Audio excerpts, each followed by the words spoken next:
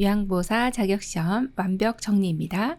컴퓨터 시험 방식이란 컴퓨터를 활용하여 유선 네트워크 기반의 시험 방식입니다. 요양보호사 컴퓨터 시험 시간입니다. 오전 시험은 9시 20분에 입시를 합니다. 입실 완료는 9시 40분이고요. 시험 시작 시간은 10시입니다. 오후 시험 입장 시간은 12시 50분부터입니다.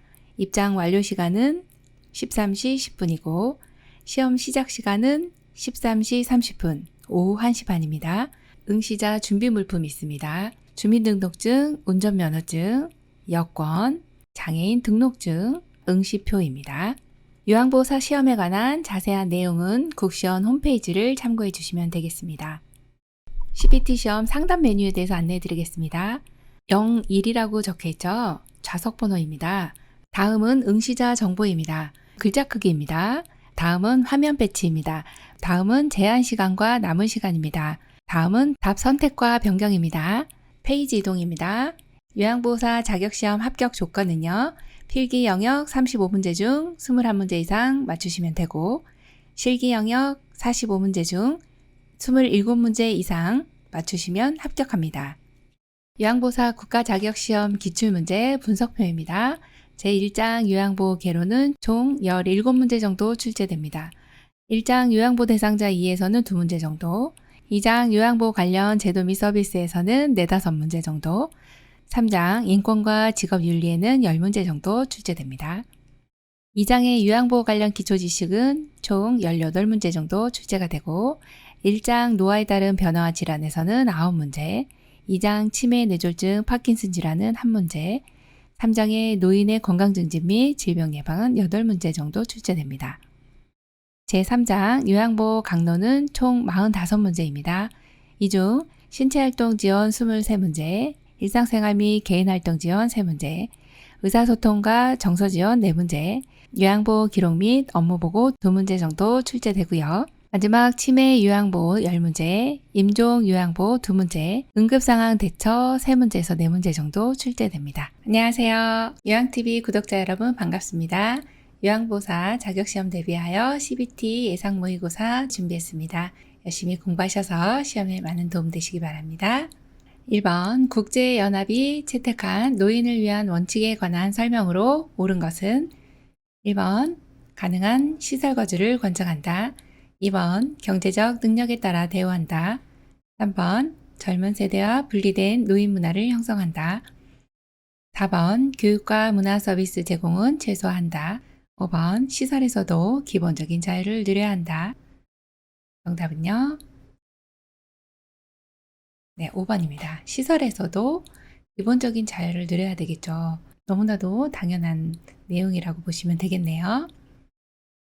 2번 수급자의 일상생활 신체활동 지원에 필요한 복지용구를 제공하는 장기요양급여는 1번 주야간 보호, 2번 기타 재가급여, 3번 단기보호, 4번 시설급여, 5번 방문요양. 정답은요? 2번 기타 재가급여입니다. 어르신들이 등급을 받으실 때 크게 두 가지로 받으실 수가 있어요. 시설급여, 재가급여 이렇게 두 가지가 있는데 이때 집에 계시는 어르신들은 어떤 복지용구가 혜택이 없잖아요. 그래서 연간 160만 원 한도 내에서 복지용구를 구입도 하고 대여도 할 수 있도록 그렇게 서비스를 제공하고 있죠. 2번입니다. 3번 요양보호사가 서비스 제공 시 지켜야 할 기본 원칙으로 옳은 것은 1번 대상자의 상태를 관찰하면서 서비스를 제공한다. 2번 치매 대상자는 보호자 동의 없이 서비스를 제공한다. 3번 대상자 가족과 의견이 상충될 시에는 마찰을 피하고 가족의 요구를 들어준다. 4번 사고가 발생한 경우에는 가족에게 보고한다. 5번 서비스 제공 중 응급상황 발생 시 스스로 처치한다. 정답은요? 1번입니다. 대상자의 상태를 관찰하면서 서비스를 제공해 주시는 내용, 가장 적합한 내용이라고 보시면 되겠고요. 또 치매 대상자 같은 경우는 본인이 서비스를 제공할 때 이 서비스가 정말 필요한 건지 아닌지 판단력이 흐리시기 때문에 보호자 동의를 받고 하시는 게 맞고요. 또 3번 같은 경우에는 의견이 상충된다 해도 가족의 요구를 다 들어주실 수는 없습니다. 4번 같은 경우에 사고가 발생한 경우에는 시설장님 또 간호사 보고 체계가 있는데요.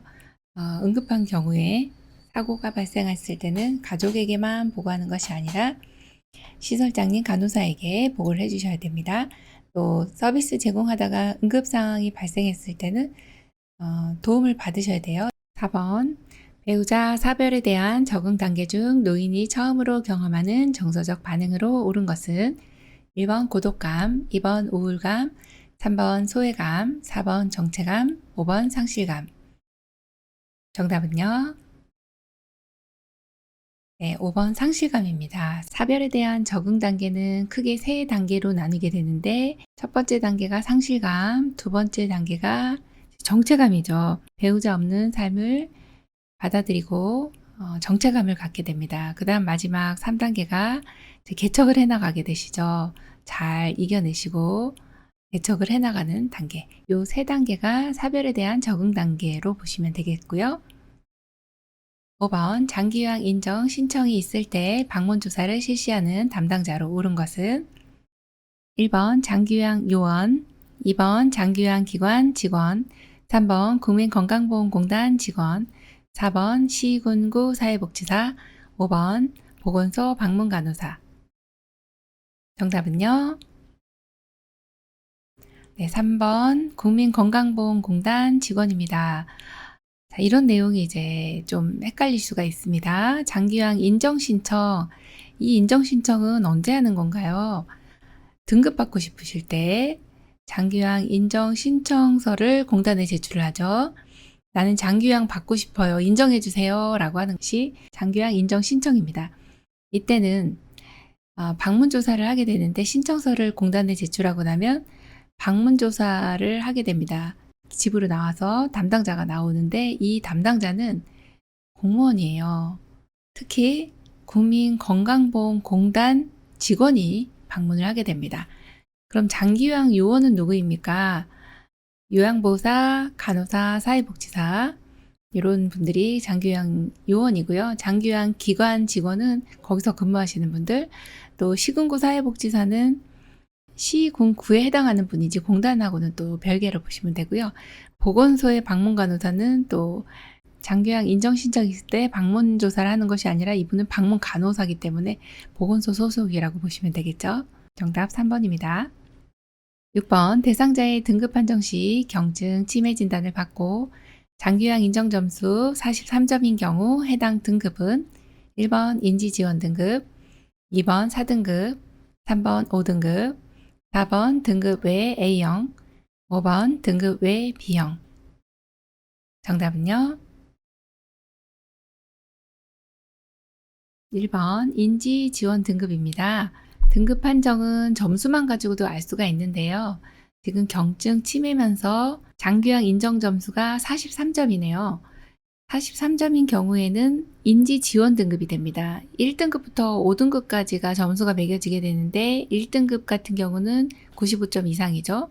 2등급은 75점부터 94점까지예요. 2등급은 75점 이상 95점 미만, 또 3등급은 60점 이상 75점 미만이죠. 장기요양 4등급이 점수를 보시면 51점 이상 60점 미만 이렇게 되고요. 5등급이 45점 이상 51점 미만. 항상 앞에는 이상이 가고요. 이 뒤에는 미만이 갑니다.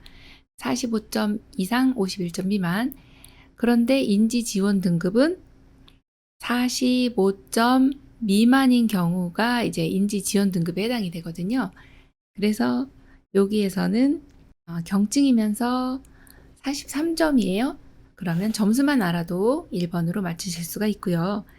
또 이 외에 등급을 못 받으신 분들을 등급 외라고 표현합니다. A형, B형, C형이 이렇게 있다고 보시면 되겠습니다. 7번 노년기 형제자매의 긍정적 관계를 설명한 것으로 옳은 것은 1번 상호작용 빈도가 점점 줄어든다. 2번 경쟁심이나 갈등이 고조된다. 3번 심리적 안정감을 공유한다. 4번 사회적 지지 자원은 될 수 없다. 5번 상호 이해와 동조성이 저하된다. 정답 골라보겠습니다. 정답은요. 3번 심리적 안정감을 공유한다입니다.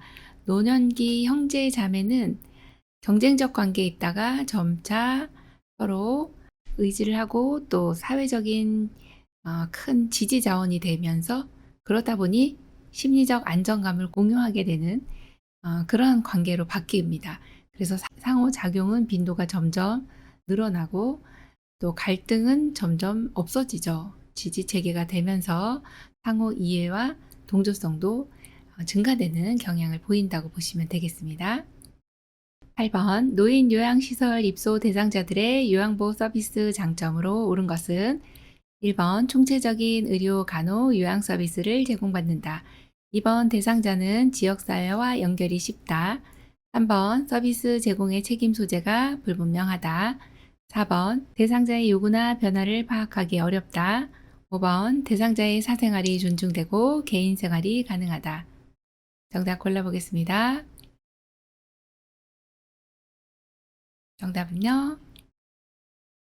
네, 1번입니다. 총체적인 의료, 간호, 요양 서비스. 왜 총체적으로 받을 수 있을까요?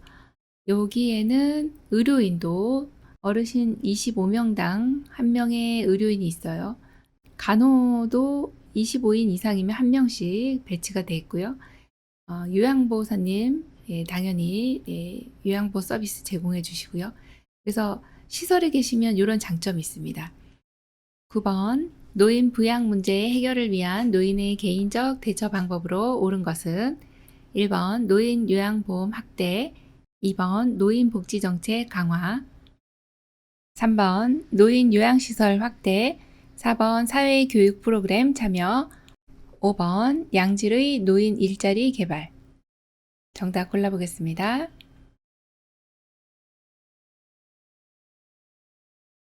네, 4번 사회교육 프로그램 참여입니다. 노인 부양 문제를 해결하기 위한 여기에 보시면 노인 요양보험이나 복지정책 강화, 또 일자리 개발 같은 것들 이렇게 확대하는 게 왜 틀렸나요?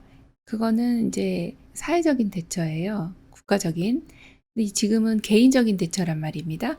그래서 개인적으로 어르신이 사회교육 프로그램에 참여함으로써 어르신이 이제 독립을 할 수도 있고 활동을 계속할 수 있고 그러셔서 이건 개인적인 대처이기 때문에 요 4번으로 골라주시는 게 정답입니다.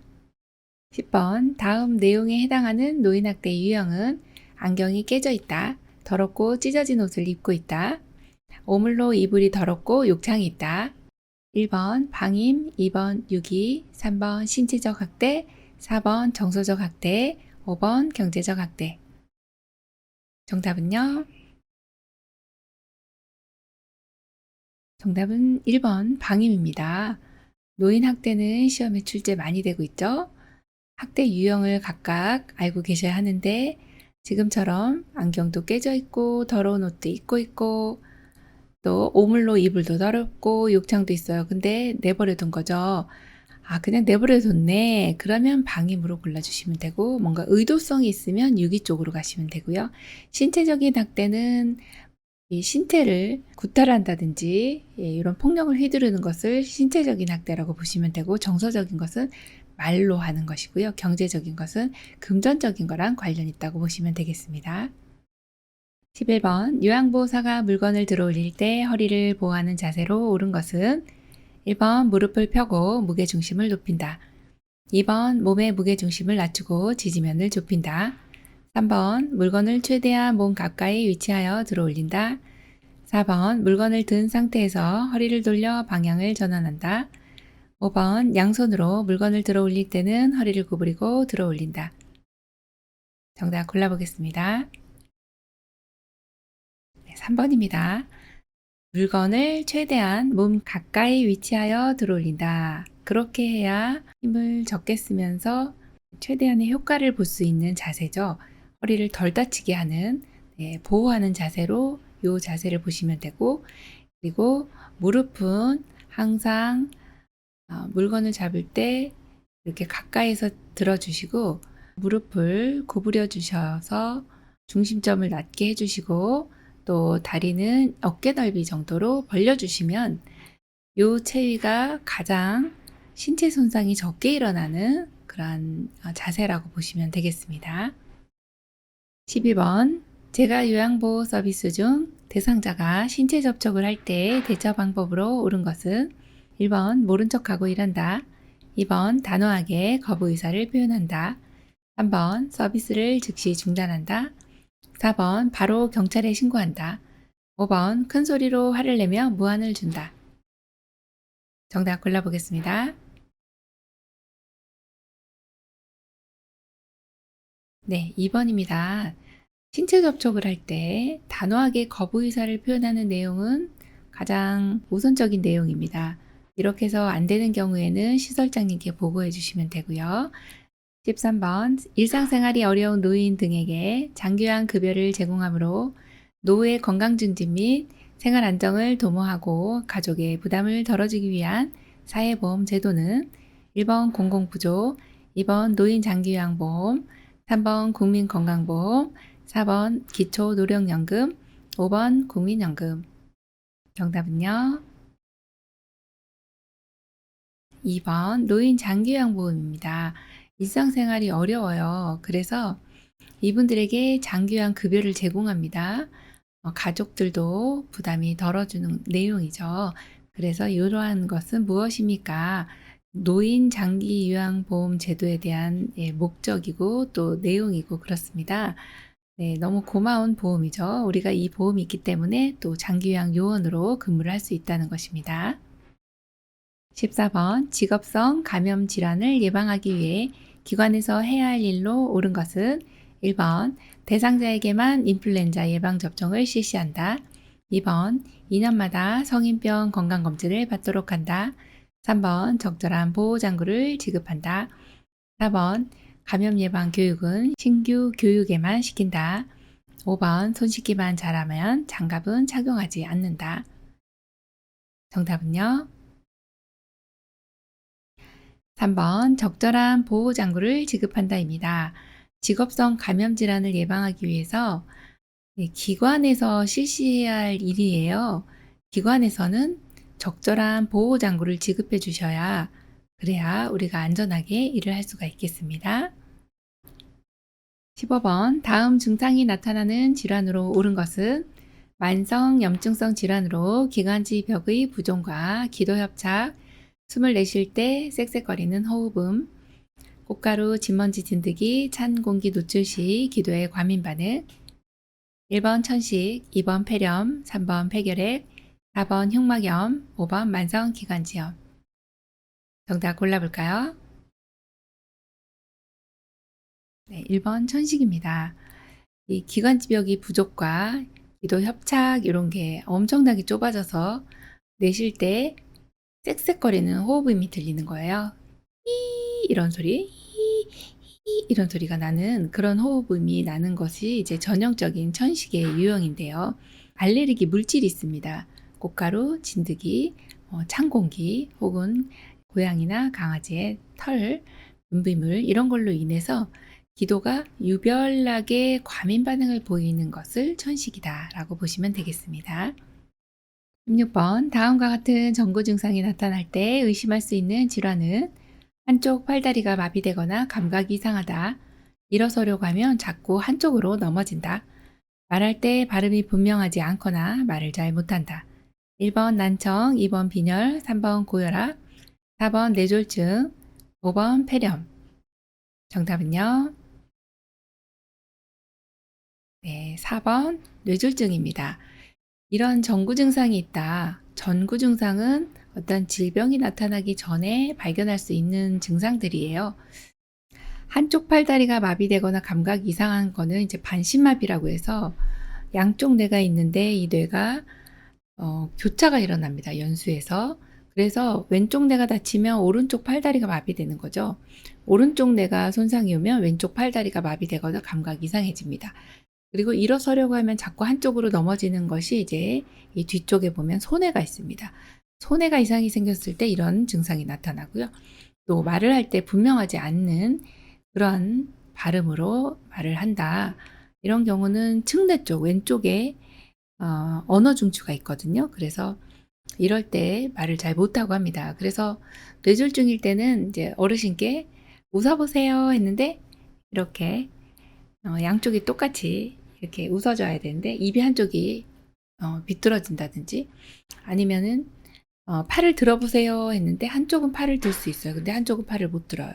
뭐 이런 경우들 이렇게 또 판별을 할 수가 있는데요. 그런 경우나 또 말을 시켜보면 말이 어눌해진다. 뭐 그런 경우에 이제 뇌졸중이라고 의심을 할 수가 있습니다. 그래서 여기에도 워낙 뇌 영역이 다양하기 때문에 어디에 손상이 올지 몰라서 뇌졸중 같은 경우는 전구 증상이 상당히 다양하다고 보시면 되겠습니다. 정답 4번입니다. 17번 아침에 일어나면 관절이 뻣뻣해지는 경직 현상이 나타나며 운동 시 악화와 안정 시 호전되는 증상의 노인성 질환은 1번 퇴행성 관절염, 2번 류마티스 관절염, 3번 골연화증, 4번 골다공증, 5번 고관절 골절. 정답 골라보겠습니다. 정답은요. 1번 퇴행성 관절염입니다. 아침에 일어나면 뻣뻣해지는 경직 현상이 특징이고 운동하면 더 아파요. 쉬면 좀 낫습니다. 퇴행성 관절염은 관절의 연골이 닳아서 염증 반응을 일으키면서 통증을 일으키는 것입니다. 이것이 바로 퇴행성 관절염입니다. 18번 전립선 비대증이 있는 대상자에게 나타나는 증상으로 옳은 것은 1번 소변에 거품이 섞여 나와요. 2번 소변량이 많아졌어요. 3번 소변에서 냄새가 나요. 4번 소변 줄기가 굵어졌어요. 5번 소변을 보았는데도 시원하지가 않아요. 정답 골라보겠습니다.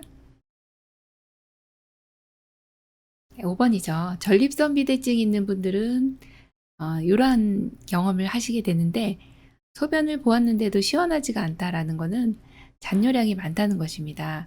방광에 있는 소변이 요도를 통해서 나오게 되는데 방광 내에 있는 소변은 이렇게 고여 있는 경우에 한 반 이상이 차면은 유의를 느끼면서 화장실 가고 싶거든요.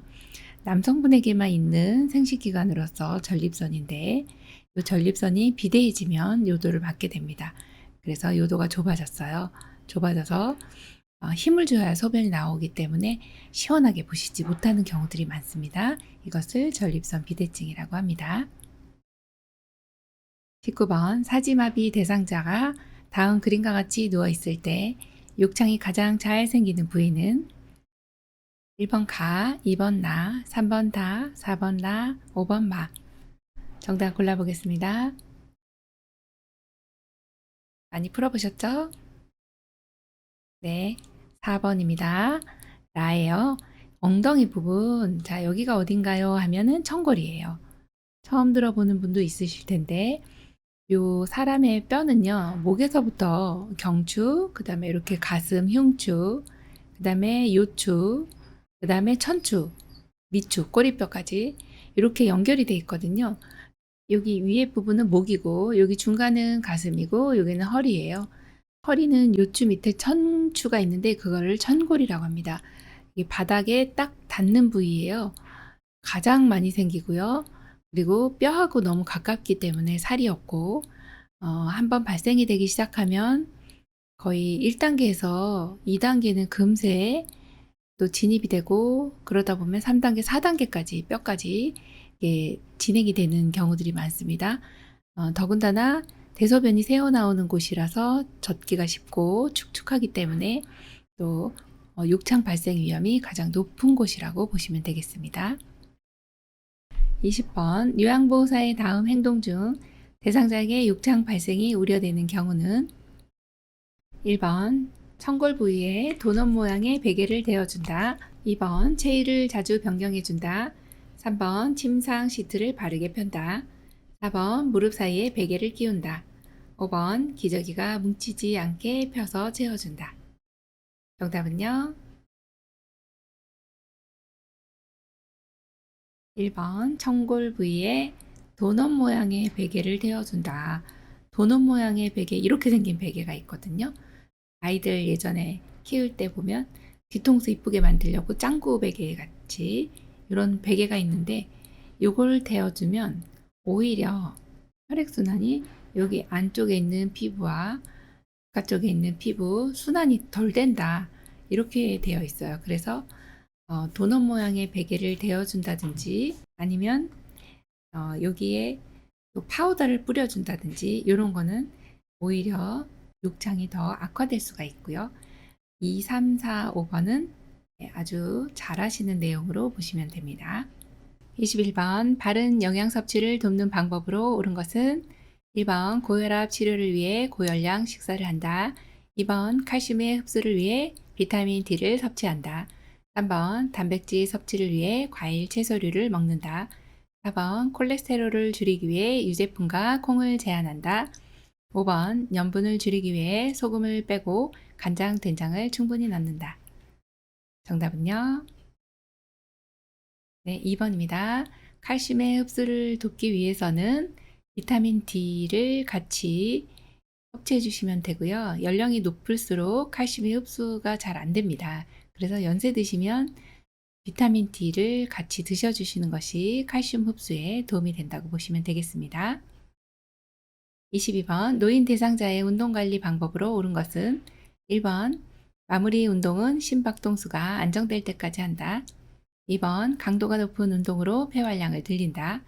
3번 준비 운동은 적어도 2에서 3분 정도 실시한다. 4번 빠른 동작의 운동으로 관절이 굳는 것을 예방한다. 5번 운동 효과를 높이기 위해 운동 중간에 휴식은 생략한다. 정답은요?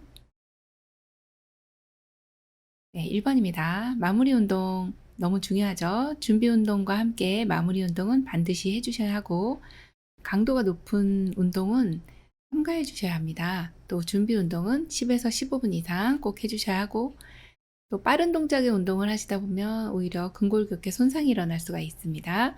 또 운동 효과를 높이기 위해 이렇게 휴식을 생략해 주시면 너무 무리가 갈 수 있기 때문에 중간중간에 쉬어가면서 운동을 해주셔야 되겠습니다. 23번 잠들기 어려운 대상자의 수면을 돕는 방법으로 옳은 것은 1번 잠자기 전에 술을 마신다. 2번 매일 아침 일정한 시간에 일어난다. 3번 공복감으로 잠이 안 오는 경우 따뜻한 녹차를 마신다. 4번 잠들기 전까지 텔레비전을 본다. 5번 취침 전 집중할 수 있는 일을 한다. 정답은요? 네, 2번입니다. 매일 아침 일정한 시간에 일어납니다. 기상 시간도 일정히, 또 취침 시간도 일정하게 해주셔야 규칙적인 생활을 하시면서 잠을 잘 주무실 수가 있습니다. 주무시기 전에 술이라든지 3번에 녹차, 이런 것들은 카페인이 있고요. 술 드시면 술에 취해서 이제 숙면을 못 취하세요. 또 녹차 같은 경우나 홍차는 카페인 때문에 또 각성이 되시죠. 또 4번 같은 경우나 5번도 역시 각성되는 상태세요. 이렇게 정신이 막 깨어나시는 상태가 됩니다. 그래서 일정한 시간에 일어난다, 이 내용이 정답으로 골라주시면 됩니다. 24번 대상자가 두통이 있을 때마다 약을 복용하려 할 때 대처 방법은 1번 약을 쪼개서 나눠 먹게 한다. 2번 한 번에 많은 양을 사두고 필요시 복용하게 한다. 3번 증상에 따라 약 용량을 조절하여 복용하게 한다. 4번 비처방 약이라도 의사와 상담 후 복용하게 한다. 5번 증상이 비슷한 다른 대상자의 약을 복용하게 한다. 정답은요? 네, 4번입니다. 비처방약이라도 의사와 상담 후 복용합니다. 이 두통이 있을 때마다 약을 드시는 경우 진통제가 되겠는데요. 과하게 들어가실 수가 있습니다. 일일 섭취하셔야 되는 최대의 양이 있거든요. 그래서 이 처방난 약과 비처방된 약을 중복해서 드시게 되면 과하게 약이 들어가기 때문에 간에 무리가 있을 수도 있고, 또 신장도 안 좋아질 수가 있습니다. 특히나 이제 진통제 같은 경우는 위장 장애가 있기 때문에 특히 더 조심하셔야 되겠네요. 25번 화상풍 예방접종의 주기로 옳은 것은 1번 6개월, 2번 1년, 3번 3년, 4번 5년, 5번 10년. 정답은요? 10년입니다. 화상풍 디프테리아가 10년 주기로 예방접종을 추가로 맞습니다. 그래서 이 내용은 두 가지 꼭 기억해 주셔야 돼요. 아니, 파상풍이 요새 있나요? 근데 이 파상풍 같은 경우는 경련 증상이 있고, 기도를 받고 막 경련이 심하기 때문에 요거는 예방접종을 주기적으로 해주시는 게 맞거든요. 그래서 5번 10년입니다. 26번 고혈압 있는 대상자의 겨울철 운동 방법으로 옳은 것은 1번 저녁에는 준비 운동을 하지 않는다. 2번 새벽보다는 낮 시간에 운동한다. 3번 추운 날씨에는 야외 운동의 강도를 높인다. 4번 신체 단련을 위해 장갑이나 방한복을 입지 않는다. 5번 술을 마신 다음날 아침에도 변함없이 운동을 한다. 정답 골라보겠습니다. 네, 2번입니다. 새벽보다는 낮 시간에 운동합니다. 고혈압이 있기 때문에 겨울철에 실내에 계시다가 밖으로 나가시면 갑자기 기온이 떨어집니다. 그럼 혈관이 수축이 돼서 뇌경색, 뇌출혈 위험이 굉장히 높아요. 그래서 낮 시간에 운동을 하시는 것이 이 온도 변화가 적기 때문에 훨씬 더 안전하다고 보시면 되겠습니다. 27번 노인의 낙상을 유발시키는 위험 요인은 1번 변기 옆과 욕조벽에 손잡이를 설치한다. 2번 문턱을 만들어 방과 거실을 구분한다.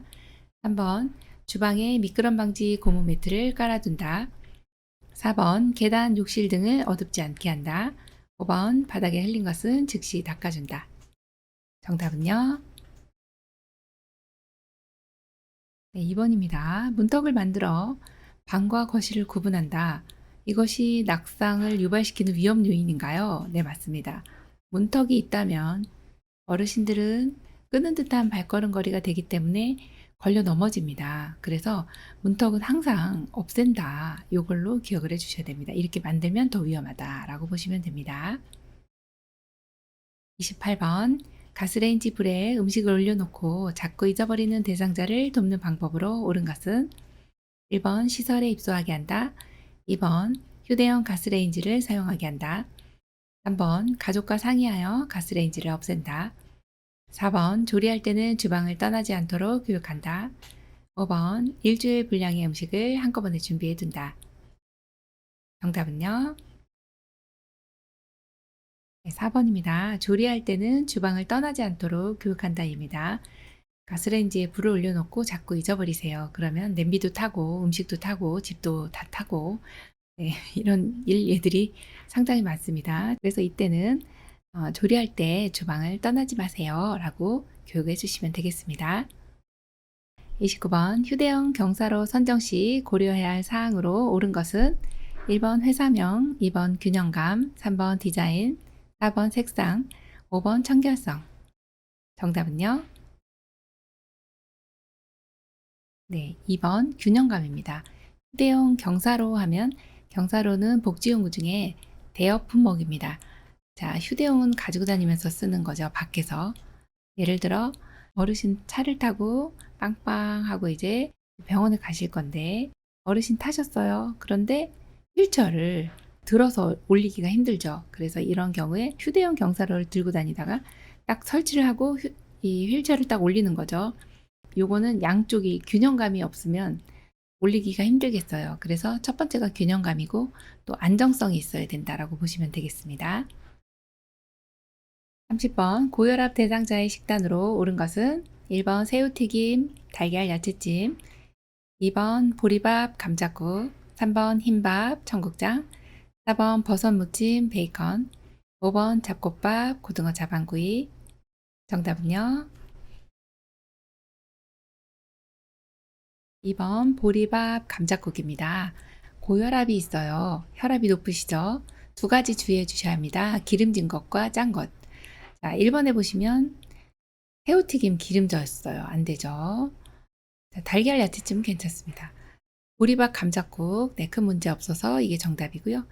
김밥보다는 잡곡밥, 청국장은 좀 짭니다. 그래서 짜기 때문에 또 안 되고요. 4번 같은 경우에 버섯 무침 괜찮네요. 그런데 베이컨은 기름집니다. 5번에 잡곡밥, 아우 좋습니다. 근데 고등어 자반구이는 짭니다. 자반이죠. 그래서 고혈압 대상자는 짜지 않고 기름지지 않은 걸로 드시면 되겠습니다. 31번 독거노인의 정기적인 안전 확인, 보건복지 서비스 연계, 생활교육 등 사회 안전망 구축을 목적으로 하는 노인복지 사업은 1번 노인 돌봄 기본 서비스, 2번 노인 실명 예방 사업, 3번 만성질환 관리 사업, 4번 노인 일자리 사업, 5번 노인 사회활동 지원 사업.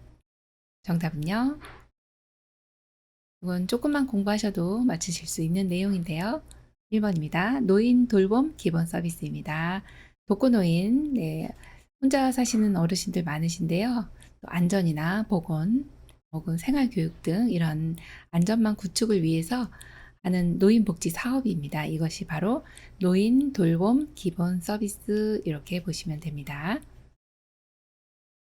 32번 요양보호사가 관찰한 내용을 기록하는 방법으로 옳은 것은 1번 식탁에 오래된 빵이 있다. 2번 오전에 한참을 산책하였다. 3번 며칠 만에 대변을 시원하게 보았다. 4번 10시에 죽 한 그릇을 드셨다. 5번 오후에 TV 시청을 하다가 잠이 드셨다. 정답은요. 4번 10시에 죽 한 그릇을 드셨다입니다. 관찰한 것을 기록하시는 방법 중에는 가장 좋은 방법이 객관적으로 육하원칙에 의해서 하시면 가장 좋은데요. 10시 시간이 나왔네요. 죽 한 그릇을 드셨다. 이제 어르신이 드신 겁니다. 네, 죽 한 그릇 양도 정해졌고 드신 거 한 그릇 다 드셨네요.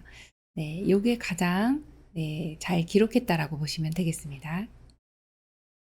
33번 요양보호사의 업무 보고 방법으로 옳은 것은 1번 중요한 내용은 반복해서 보고한다. 2번 요양보호 업무를 모두 마치고 천천히 보고한다. 3번 업무를 잘못 수행했을 때에는 해결한 후 보고한다. 4번 업무 중 느낀 점을 정확하게 기록하여 보고한다. 5번 예기치 못한 사고 시 즉시 시설장에게 보고한다. 정답은요. 5번입니다. 예기치 못한 사고 시 즉시 시설장에게 보고하는 내용, 네, 정확합니다. 이 내용으로 골라주시면 됩니다.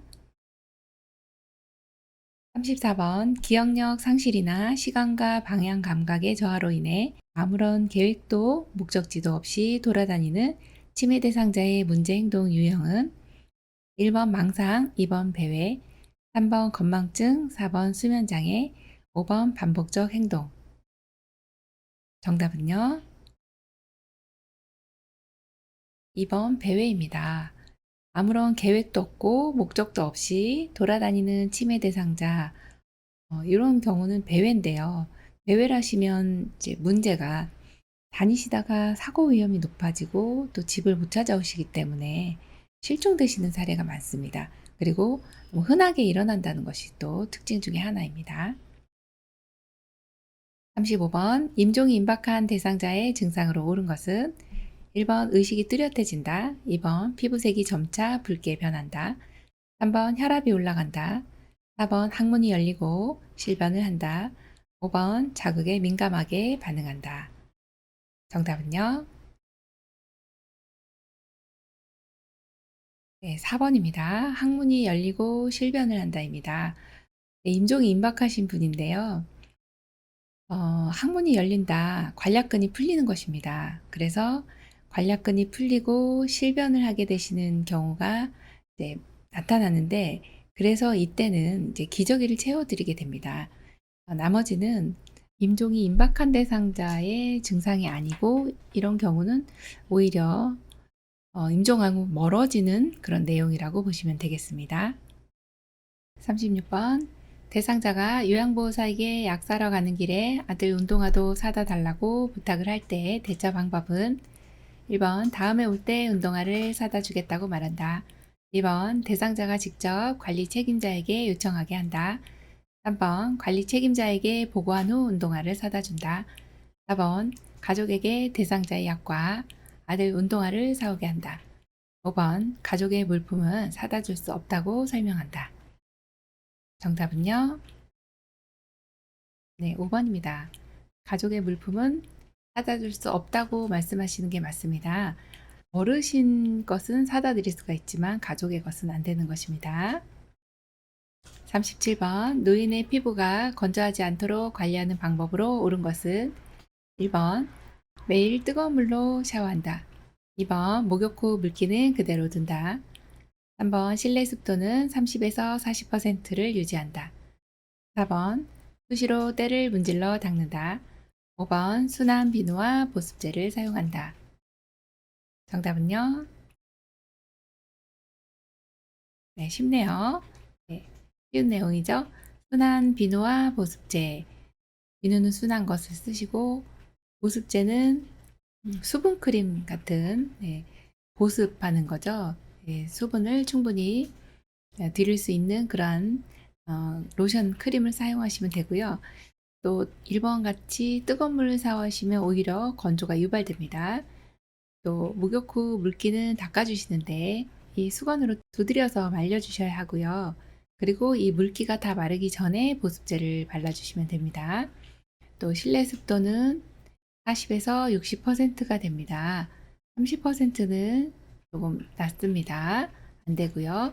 40에서 60. 그리고 때를 문지르시면 피부 보호막이 떨어져 나가죠. 그래서 오히려 더 건조가 유발될 수 있습니다. 38번 수분 섭취를 제한해야 하는 질환으로 옳은 것은 1번 폐렴, 2번 방광염, 3번 전립선염, 4번 신부전증, 5번 기관지염. 정답은요? 네, 4번 신부전증입니다. 수분 섭취를 제한하는 경우가 그렇게 많지는 않은데요. 지금과 같이 염증이라고 되어 있는 폐렴, 방광염, 전립선염, 기관지염 이런 염증은 수분을 충분히 드셔주셔서 배출을 용이하게 만들어 주셔야 하는데 신부전증 같은 경우는 신장이 기능이 제대로 되지 않아요 라고 하는 것이 신부전증입니다. 그런 경우에는 수분을 제대로 배출을 할 수가 없습니다. 그래서 부종 상태가 오게 되죠. 그런 경우는 제한을 합니다로 보시면 되겠습니다. 이와 같은 경우가 또 간경화증이라든지 아니면 심부전증, 또 심한 갑상선 기능 저하증 같은 경우에도 수분을 제한합니다. 39번 침상에 누워있는 대상자에게 식사를 제공할 때 사례를 예방하는 방법으로 옳은 것은 1번 마른 음식을 먼저 제공한다. 2번 턱을 들어 올린 후 식사를 제공한다. 3번 입맛을 돋우기 위해 신맛 나는 음식을 먼저 준다. 4번 음식을 먹고 있는 도중에 말을 시킨다. 5번 침상머리를 30에서 60도 높인 후 음식을 제공한다. 정답은요? 네, 5번입니다. 침상머리를 30에서 60도 정도 높인 다음에 음식을 드리면 침상에 누워 계신 분이라 할지라도 사례가 덜 걸리게 됩니다.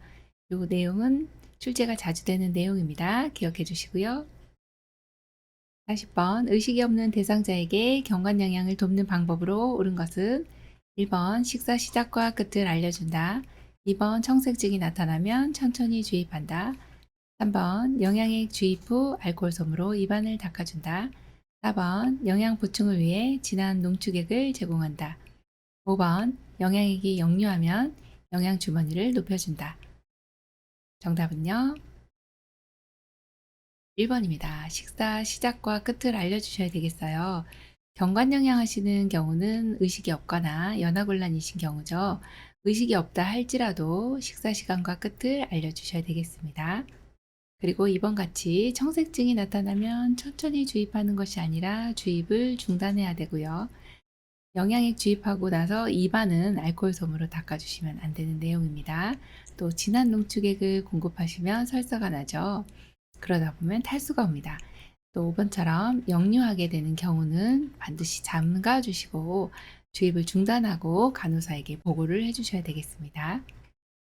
41번 대상자의 약물 복용을 돕는 방법으로 옳은 것은 1번 건강기능식품은 많이 복용해도 괜찮다. 2번 약 복용을 잊었을 경우 다음 복용 시간에 2배로 먹는다. 3번 모든 약은 식후에 복용한다. 4번 유통기한이 지난 약은 절대 사용하지 않는다. 5번 삼키기 힘든 알약은 뜨거운 물에 녹여서 먹인다. 정답은요?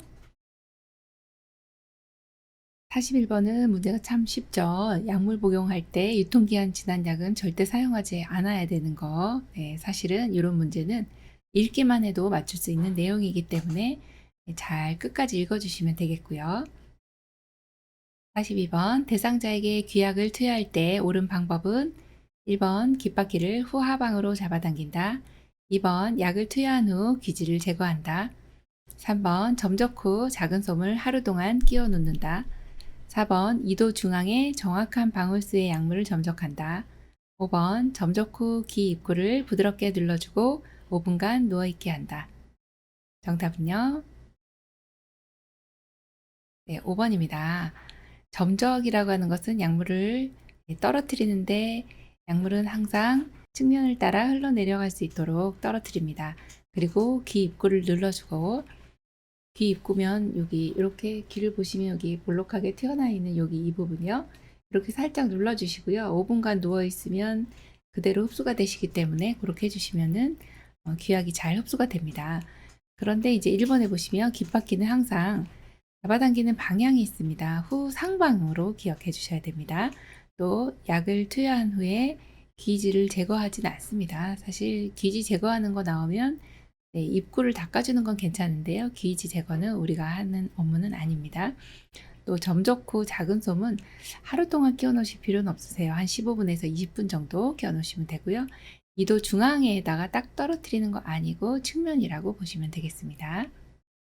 43번 대상자의 이동변기 사용을 돕는 방법으로 옳은 것은 1번 이동변기는 하루에 한 번 세척한다. 2번 수치심을 일으키지 않도록 스크린을 설치해준다. 3번 배변 중 환기를 위해 창문을 열어둔다. 4번 대상자의 두 발이 바닥에 닿지 않게 한다. 5번 배설 시 조용한 환경을 만들어준다. 정답은요? 2번입니다. 네, 이동변기 사용하시는 경우는 일어설 수는 있지만 화장실까지 못 가는 경우거든요. 이때 다 노출이 되시면 너무 창피하거든요. 스크린을 쳐주시는 것이 프라이버시 보호를 위해서 스크린을 쳐주시는 거 너무 잘하셨네요. 이렇게 해주시면 됩니다. 44번 침상에 누워있는 대상자의 기저귀를 교환하는 방법으로 옳은 것은 1번 바지를 내린 후 덮개를 덮는다. 2번 오염 방지를 위해 상하의를 모두 벗긴다. 3번 기저귀는 바깥면이 보이도록 말아서 버린다. 4번 물로 회음부 주위를 닦은 후 바로 기저귀를 채운다. 5번 둔부 주변을 강한 압력으로 마사지한다. 정답은요? 네, 3번입니다. 기저귀는 바깥면이 보이도록 말아서 버린다가 맞습니다. 깨끗한 면이 보이도록 말아야 됩니다. 이렇게 기저귀를 사용을 하고 나시면 안에 오물이 묻어 있고 바깥면이 보이도록 말아야 손이 오염되지 않죠. 너무 상식적인데 헷갈리실 수가 있습니다. 1번은 왜 틀렸나요? 보면 바지를 내린 후 덮개를 덮어주시면 무릎 덮개 같은 것이죠. 그러면 이미 이제 노출이 됐기 때문에 너무 창피합니다. 그래서 반대로 해주셔야 돼요. 덮개를 덮고 나서 바지를 내려주셔야 되고요. 또 오염 방지를 위해서 상하에 모두 벗기시면 네, 또 창피합니다. 네, 수치심 유발되고 춥기도 하고 상의를 허리 위쪽으로 올려주시면 되고 그리고 바지는 덮개를 덮은 후에 바지를 내려주시면 되죠. 또 4번에 보시면 물로 회음부 주위를 닦은 후 잘 닦아주셨죠. 하지만 마른 걸로 닦아주셔야지 바로 기저귀를 재우면 젖어서 습하니까 피부가 짓무를 수가 있습니다. 또 5번처럼 강한 압력으로 마사지 하시는 내용은 피부가 손상될 수 있기 때문에 안 된다라고 보시면 되겠습니다. 45번 대상자가 유치도뇨관을 사용할 때 돕는 방법으로 옳은 것은 1번 소변 주머니는 하루에 한 번만 비운다. 2번 소변 주머니는 방광의 위치보다 낮게 둔다. 3번 유치도뇨관이 빠질 수 있으므로 침대에서 내려오지 못하게 한다.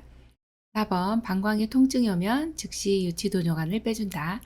5번 소변 주머니에 소변이 고이지 않을 경우 하복부를 눌러준다. 정답은요? 네, 2번입니다. 소변 주머니는 방광의 위치보다 낮게 둡니다. 유치도뇨관은 소변 배출을 제대로 못하시는 분들 24시간 소변을 관을 통해 배출을 하는 것입니다. 이때 소변 주머니가 방광보다 낮게 위치해 있어야 역류되지 않고 감염 우려가 없게 되는 것이죠. 그래서 정답 2번입니다. 46번 대상자의 칫솔질 돕기 방법으로 옳은 것은 1번 많은 양의 치약을 칫솔모 위에 눌러 짠다. 2번 치약을 묻힌 칫솔을 90도 각도로 치아에 대고 닦는다. 3번 잇몸에서 치아 쪽으로 회전하면서 쓸어내린다. 4번 칫솔을 옆으로 강하게 문지른다. 5번 혈액 응고 장애가 있는 대상자는 치실을 사용한다. 정답은요? 3번입니다. 잇몸에서 치아 쪽으로 회전하면서 쓸어내린다입니다. 이 내용은 많이 나오는 내용인데요. 치약을 칫솔모 위에 많은 양을 하시지 않고 스며들도록 적당량을 묻혀야 됩니다. 또 항상 치약을 묻힌 칫솔은 45도 각도로 치아에 대고 닦아주시는데 이제 잇몸에서 치아 방향으로 해주시는 겁니다. 또 강하게 옆으로 문지르시는 내용은 아니고요. 잇몸에서 치아 방향이죠. 혈액 응고장애가 있는 대상자는 출혈 소인이 있기 때문에 치실을 사용하지 않습니다.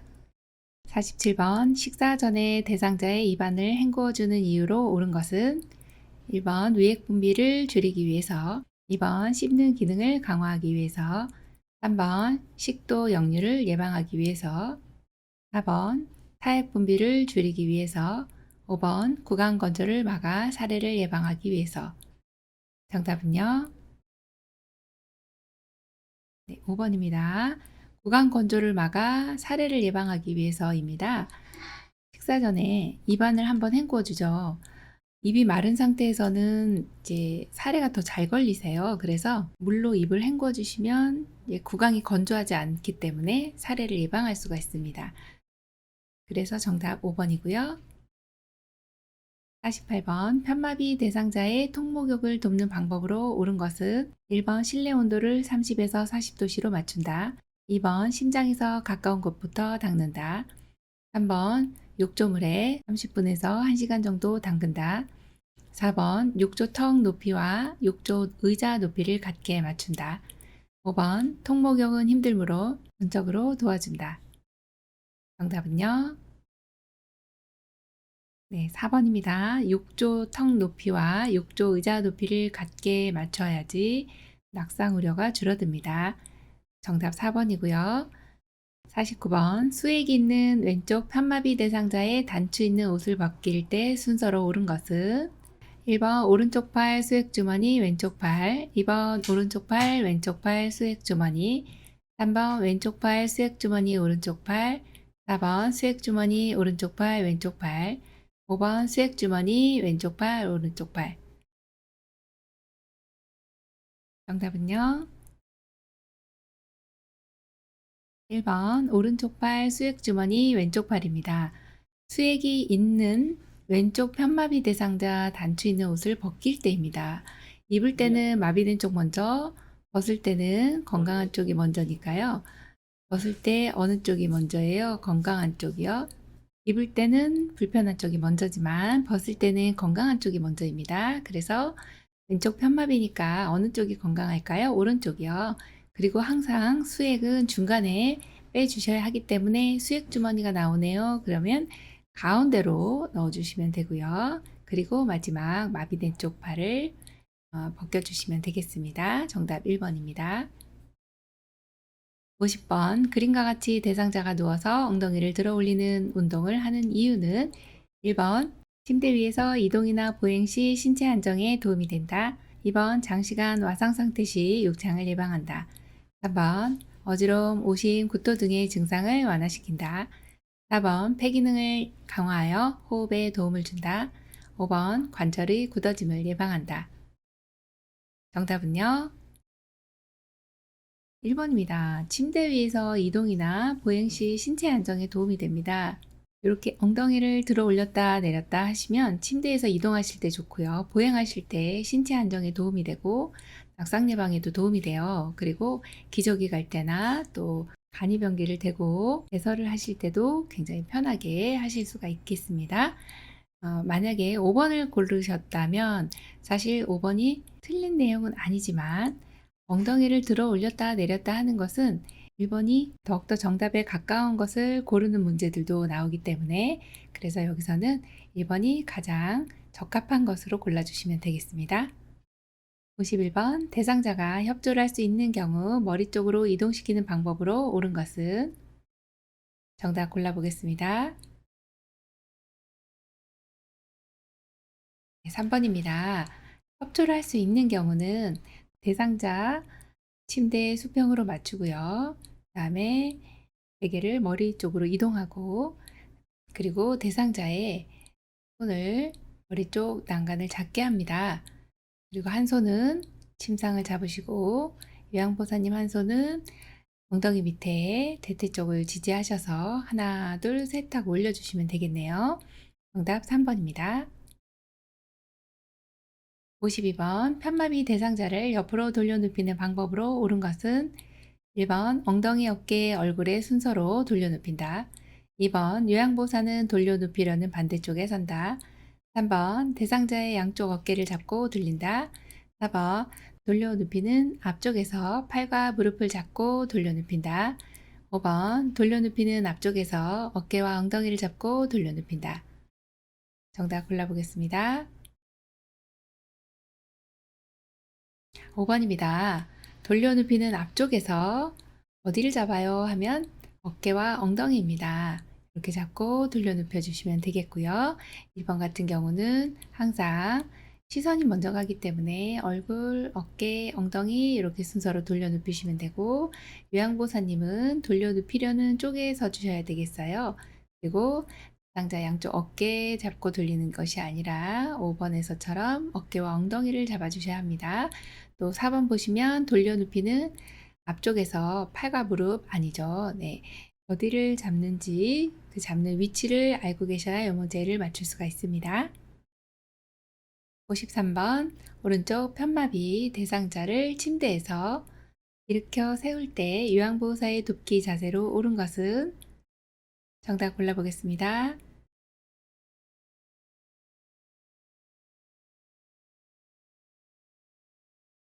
53번 정답 1번입니다. 오른쪽 편마비시기 때문에 오른쪽이 불편하세요. 침대에서 일어나실 때는 어디를 잡아야 할까요? 네, 허리를 잡아주셔야 되고 그리고 대상자의 불편한 쪽 무릎을 지지를 해주셔야 합니다. 그래서 정확하게 1번이 되고요. 54번 대상자의 아래 증상을 완화시킬 수 있는 자세로 옳은 것은 등 근육 긴장으로 통증 발생, 등, 어깨, 엉덩이 육창 발생. 1번 엎드린 자세, 2번 서 있는 자세, 3번 앉은 자세, 4번 바로 누운 자세, 5번 옆으로 누운 자세. 정답 골라볼까요? 네, 1번입니다. 등이 긴장됐어요. 또 어깨, 엉덩이까지 욕창이 발생됐네요. 그러면 엎드려 계시는 거죠. 이런 것을 이제 복위라고 하는데요. 엎드린 자세는 이러한 경우에 증상을 완화시킬 수 있는 자세가 됩니다. 55번 편마비 대상자를 휠체어에서 자동차로 이동 시 올바른 방법은 1번 휠체어를 자동차 문 정면으로 놓는다. 2번 엉덩이부터 자동차 시트에 앉힌다. 3번 마비측 다리부터 자동차 안으로 올려놓는다. 4번 요양보호사의 무릎으로 대상자의 건강한 무릎을 지지해준다. 5번 요양보호사가 동승하는 경우 대상자의 뒤에 앉는다. 정답은요? 네, 2번입니다. 휠체어에서 자동차로 갈 때는 엉덩이부터 자동차 시트에 앉아주시면 다리가 들어가겠죠. 1번 같은 경우는 이제 휠체어의 위치가 자동차 문 정면이 아니고 비스듬히 아니면 바짝 붙여주실 건데 대상자 건강한 쪽으로 붙여주시면 돼요.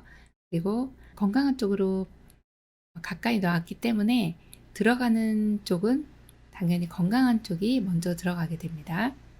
그리고 4번 같은 경우에 요양보호사의 무릎으로 대상자의 마비층 무릎을 지지해 주셔야 되겠죠. 또 동승하는 경우는 반드시 대상자의 옆에 바짝 붙어 앉으셔서 잘 옆에서 보조를 해 주셔야 되겠습니다. 56번 오른쪽 편마비 대상자가 지팡이를 이용하여 계단을 내려갈 때 순서로 옳은 것은 1번 오른발 지팡이 왼발, 2번 오른발 왼발 지팡이, 3번 지팡이 오른발 왼발, 4번 지팡이 왼발 오른발, 5번 왼발 지팡이 오른발. 정답은요?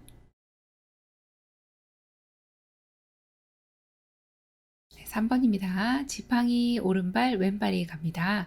오른쪽 편마비 대상자이기 때문에 왼쪽이 건강하세요. 그럼 지팡이는 왼쪽으로 잡고 내려갈 겁니다. 지팡이가 나왔어요. 그러면 지팡이가 일단 먼저 나갑니다. 그리고 계단을 내려갈 때 아니면 평지는 같습니다. 불편한 쪽이 먼저 나갑니다. 그래서 지마건 하면 지팡이 오른발 왼발 이렇게 나가주시면 됩니다. 3번이죠. 57번 흡입 물품을 관리하는 방법으로 옳은 것은 1번 카테터는 하루에 한 번 교환한다. 2번 한 번 사용한 카테터는 흐르는 물에 바로 씻는다. 3번 사용한 물품은 깨끗이 씻은 후 햇볕에 말린다. 4번 소독 한 컵은 마른 수건으로 물기를 닦는다. 5번 카테터가 잠길 정도의 물을 붓고 15분 이상 끓인다. 정답 골라보겠습니다. 네, 5번입니다. 카테터가 잠길 정도의 물을 붓고 15분 이상 끓여주시는데요. 카테터라고 하면 흡인을 하는 이 관이라고 보시면 돼요. 재질이 이제 고무 소재가 많습니다. 그래서 이런 것들은 이 끓여서 소독을 해서 사용을 하셔도 되고 최근에는 그냥 일회용이 많기 때문에 한번 사용하고 처리를 해주시면은 그냥 버리시는 경우도 많습니다. 대신 소독을 하실 때는 카테터가 잠길 정도의 물을 붓고 15분 이상 끓여주셔야 소독이 된다고 보시면 되겠습니다. 58번 대상자의 옷을 세탁하는 방법으로 옳은 것은 1번 삶을 때 뚜껑을 덮고 삶는다. 2번 피 묻은 옷은 뜨거운 물로 세탁한다. 3번 커피 얼룩이 묻은 스웨터는 삶아서 빤다. 4번 기름 얼룩은 벤젠으로 제거한다. 5번 옷이 푹 잠기도록 비눗물을 넣어 삶는다. 정답 골라보겠습니다.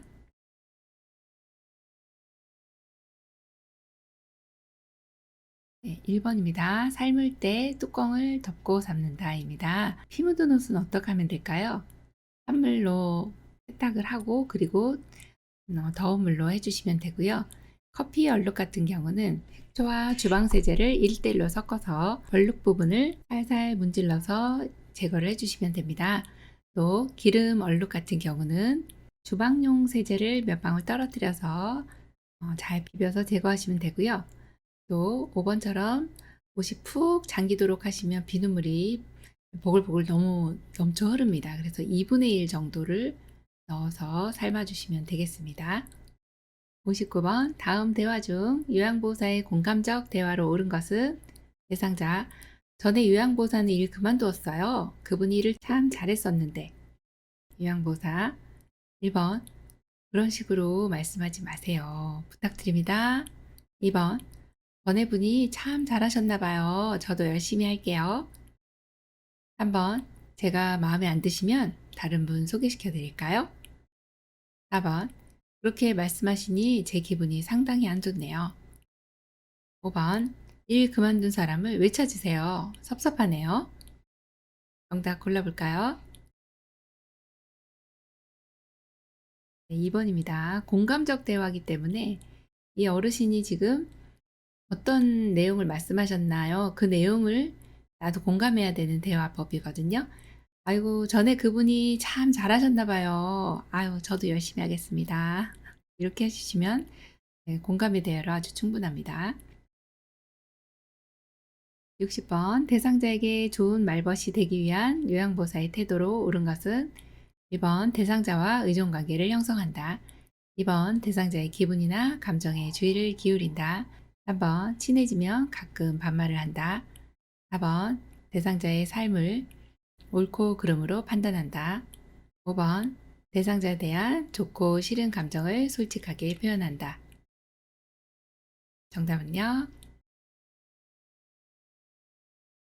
2번 대상자의 기분이나 감정에 주의를 기울인다입니다. 대상자가 지금 어떤 기분인지 또 어떤 감정을 가지고 있는지 잘 알아채셔서 그렇게 어떤 기분이신지 그 기분에 맞추어 좋은 말벗이 되셔야 되겠죠.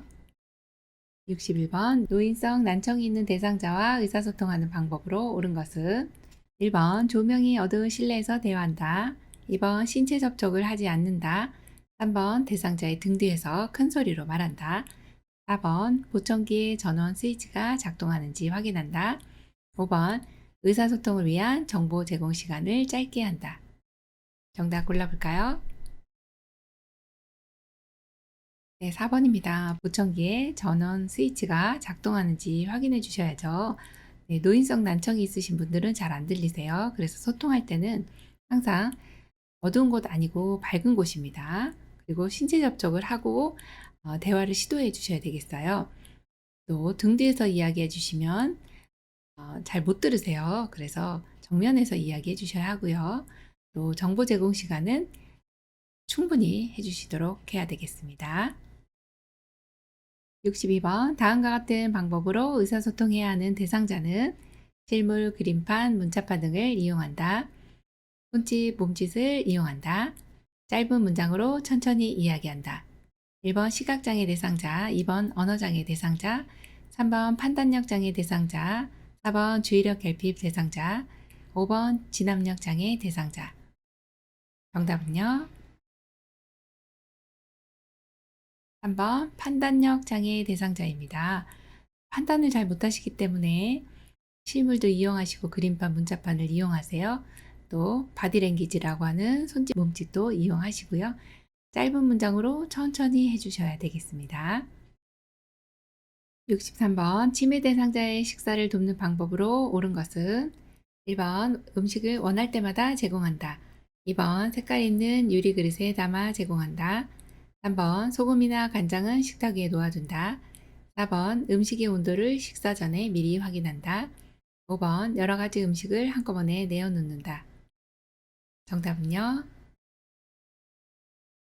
4번입니다. 음식의 온도를 식사 전에 미리 확인한다입니다.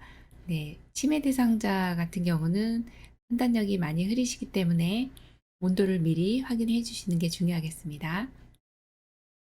64번 식욕부진으로 영양결핍이 우려되는 치매 대상자를 돕는 방법은 1번 먹고 싶어 할 때까지 기다린다. 2번 식전엔 탄산음료를 제공한다. 3번 스프, 두유 등의 간식을 제공한다. 4번 한 번에 많은 양의 음식을 제공한다. 5번 젓갈 등 염장식품을 자주 제공한다. 정답은요? 3번 스프, 두유 등의 간식을 제공한다입니다. 지금 잘 못 드시니까요. 영양결핍이 올 것 같아요. 이런 어르신들은 간식을 드려서 열량을 조금 더 높여주셔야 영양결핍이 오지 않겠네요. 65번 초기 치매 대상자의 배설 관리 방법으로 옳은 것은 1번 벨트와 단추가 있는 바지를 입힌다. 2번 활동이 많은 낮 시간에는 기저귀를 채운다. 3번 식사 전후에는 매번 변기에 앉혀 변을 보게 한다. 4번 취침 전에는 반드시 화장실에 다녀오도록 한다. 5번 안전을 위해 야간에는 이동식 변기를 사용한다. 정답 골라볼까요? 5번 안전을 위해 야간에는 이동식 변기를 사용한다입니다. 치매 대상자가 밤에 화장실 다니시다가 낙상이 일어나실 수가 있어요. 그래서 낙상 방지를 위해서는 이동식 변기를 사용하실 수가 있습니다. 5번 정답입니다. 66번 치매 대상자가 실금하여 옷이 젖은 것을 발견했을 때 올바른 대처 방법은 1번 즉시 기저귀를 채운다. 2번 더러워진 옷을 갈아입히고 안정시킨다. 3번 하루 동안 수분 섭취를 제한한다. 4번 실금이 반복되지 않도록 주의를 준다. 5번 당황하지 않게 그대로 둔다. 정답은요? 2번입니다. 더러워진 옷을 갈아입히고 안정시킨다입니다. 실금하여 옷이 젖었어요. 그러면 얼른 갈아입혀 주셔야죠. 그리고 이렇게 갈아입히고 나서 어르신의 이런 실금 사건에 대해서 다그치거나 잘못했다든지 이렇게 부정적인 대화를 해 주시면 안 되고요. 괜찮다고 말씀해 주셔야 됩니다. 67번 치매 대상자의 옷 입기를 돕는 방법으로 옳은 것은 1번 옷 입기를 거부하면 입히지 않는다. 2번 시간이 오래 걸리므로 직접 입혀준다. 3번 색상이 화려하고 장식이 달린 옷을 제공한다. 4번 수치심을 느끼지 않도록 혼자 입게 해준다. 5번 순서대로 입지 못하는 경우 속옷부터 순서대로 놓아준다. 정답은요? 5번입니다. 순서대로 입지 못하는 경우는 속옷부터 순서대로 놓아주시면 되겠습니다. 68번 주간 보호 시설에 있는 치매 대상자가 집에 언제 갈 수 있는지 반복 질문을 할 때 대처 방법은 1번 그만 물어보라고 한다. 2번 집에 갈 때쯤 알려준다고 한다. 3번 집에 아무도 없다고 반복하여 대답한다. 4번 관심을 얻기 위한 행동이니 대답하지 않는다.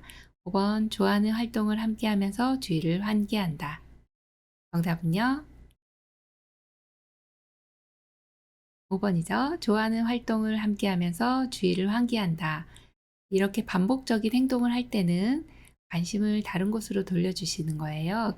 주의를 환기한다라는 말이고요. 그리고 가급적이면 좋아하는 활동을 해주시면서 이렇게 해주시면 훨씬 더 효과적으로 대처할 수가 있습니다. 69번 치매 대상자가 밥을 먹은 직후 배가 고프다며 밥을 또 달라고 할 때 대처 방법으로 옳은 것은 1번 어르신 방금 드셨잖아요. 2번 어르신 많이 먹으면 살쪄요. 3번 자꾸 드시면 소화 안 되고 탈나요. 4번 어르신 배 좀 만져보세요. 볼록하잖아요. 5번 식사가 부족하셨어요. 준비할 테니 조금만 기다리세요. 정답은요? 다 알고 계시죠? 네, 많이 나오는 문제 유형입니다. 네, 식사가 부족하셨어요. 준비할 테니 조금만 기다리세요.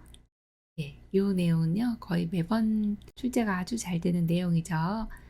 배고프다고 달라고 하실 때는 준비할 테니 조금만 기다리세요 라고 해주시면 되겠습니다.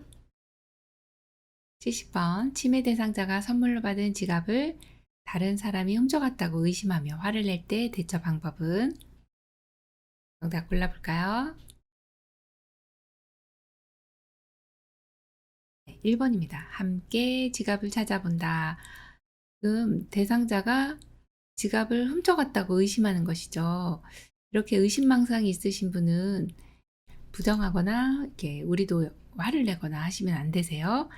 이때 어르신 혹시 문갑 속 혹시 서랍 속은 찾아보셨어요? 라고 하면서 함께 찾아본다로 골라주시면 됩니다.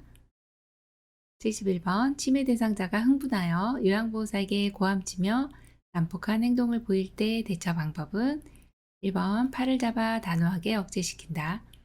2번 행동이 멈출 때까지 자리를 피한다.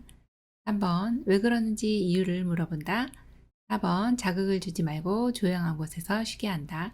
5번 하지 말라고 큰 소리로 타이른다. 정답은요? 네, 흥분하여 고함치며 난폭한 행동을 보일 때 자극을 주지 말고 조용한 곳에서 쉬게 합니다. 이렇게 이제 난폭한 행동, 파괴적인 행동은 치매 초기 때 나타나면서 이 시간이 지나고 에너지가 소모가 되면 점차 없어지는 걸로 보시면 되는데요. 이때는 자극을 주시면 안 되고 조용한 곳에서 쉬게 해주시면 되겠습니다. 72번 치매 대상자가 해질녘이 되면 불안해하며 밖으로 나가려고 할 때 돕는 방법으로 옳은 것은 정답 골라볼까요?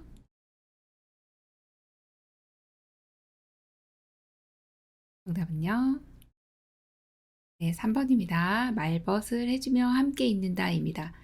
이 내용은 정말 중요한 내용인데요. 해질녘이 되면 즉 해가 뉘엿뉘엿질 때 석양증후군이라고 하는데 불안해하고 이상 행동들이 나타나게 됩니다.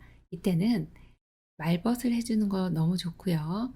또 함께 있어주는 걸 명심을 해 주셔야 됩니다. 혼자 계시다가 어떤 이제 자해한다든지 집안에 있는 살림을 막 꺼낸다든지 위험할 수 있기 때문에 그래서 반드시 함께 있어준다라고 보시면 되겠습니다. 73번 치매 대상자가 사람들 앞에서 옷을 벗을 때 대처 방법은? 정답 골라볼까요? 정답은요. 4번입니다. 당황하지 않고 옷을 입힌다입니다. 이렇게 옷을 벗는 경우는 생리적인 욕구가 있을 때, 화장실 가고 싶을 때나 가렵다든지 또는 발진이 있다든지 이럴 때도 이런 상황이 생길 수가 있습니다. 그래서 옷이 불편한 건지 그러면 당황하지 않고 옷을 입혀 주시는데 또 편한 옷으로 갈아입혀 주셔도 되겠습니다. 그래서 정답 4번입니다. 24번 혼자서 요리를 할 수 없는 치매 대상자가 된장국을 끓이겠다고 고집을 부릴 때 대처 방법으로 옳은 것은? 정답 골라보겠습니다.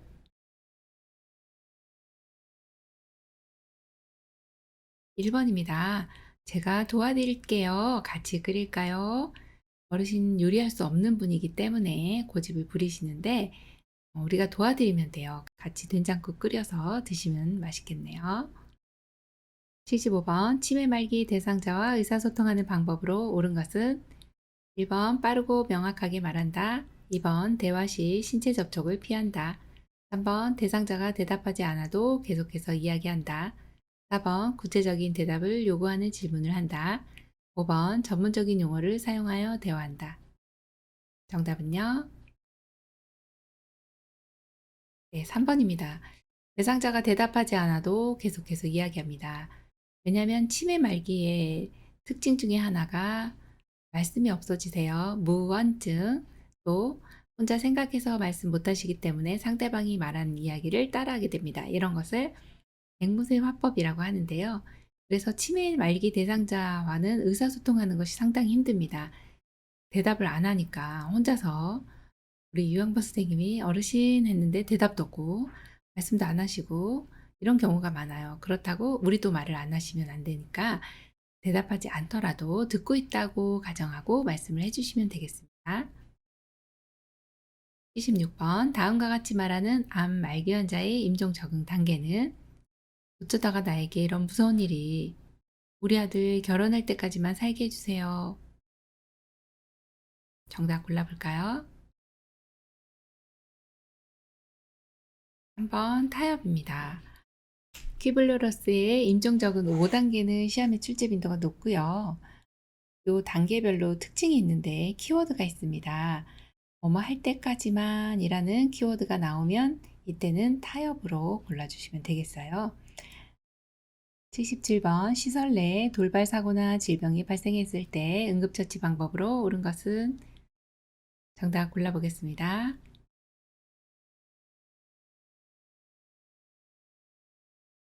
네, 4번입니다. 긴급을 요하는 순으로 응급처치한다입니다. 항상 응급처치는 긴급을 요하는 순으로 처치를 해주시는 것이 응급처치 방법으로 가장 적합합니다. 78번 대상자가 젖은 손으로 콘센트를 만진 후 비명을 지르며 쓰러졌을 때 대처 방법은? 정답 골라볼까요?